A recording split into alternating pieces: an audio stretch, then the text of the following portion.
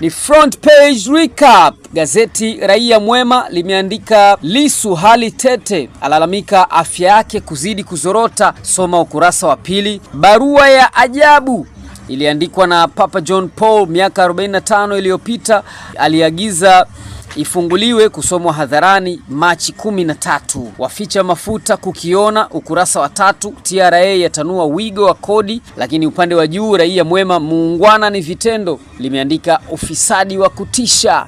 Soma ukurasa wa 4. Wamachinga sauti ya wanyonge, watumia CCTV bila kibali waonywa. Tume ya Ulinzi taarifa binafsi yasema ni kosa kisheria. Sheria inawataka watumiaji wake kuweka wazi taarifa kuwa eneo husika lina kamera hizo ili kulinda faragha za watu. Yasisitizwa kwamba kamera hizo zinapaswa kuelekezwa ndani ya eneo la mmiliki pekee na si maeneo ya watu wengine ili kuepuka kuvunja sheria na haki za faragha. Sheria yawataka kusajili kabla ya April 8, 2026 watakao kiuka sasa kukiona. Soma ukurasa wa 3. Tanzania, Meta AI na UNESCO kushirikiana kukuza Kiswahili. Mwenyekiti wa kitongoji Kilimanjaro auawa, mtuhumiwa akimbia na kichwa chake. Soma ukurasa wa pili. Upande wa juu Wamachinga limeandika Tanzania Shandong China kushirikiana kimkakati. Soma ukurasa wa pili.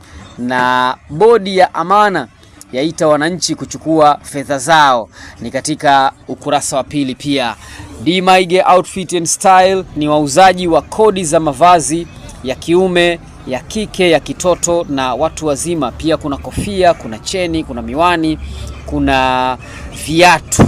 Na kwa kipindi hichi D-Maige Outfit and Style wanakupa punguzo la bei. Mwananchi Tanzania, habari kubwa ni masharti kabla kufunga CCTV. Tume yabainisha unavyopaswa kulinda faragha za majirani, watumiaji wengine, yaweka wazi wanaotakiwa kujisajili ifikapo Aprili 8. Habari zaidi ni katika ukurasa wa 4. Uchunguzi mauaji haya waacha vilio kwa familia, ni katika ukurasa wa 5. Mikakati kero ya umbali wa shule ipo ukurasa wa 6.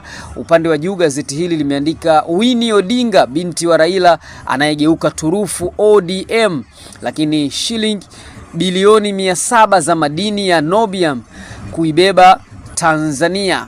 Na Chadema na pambano la kusaka haki ipo katika ukurasa wa 17. Lakini jinsi CRDB Insurance inavyokuza ubunifu wa wanawake. Tanzania Leo, vijana wa BBT wajazwa mabilioni Mwanza. Waziri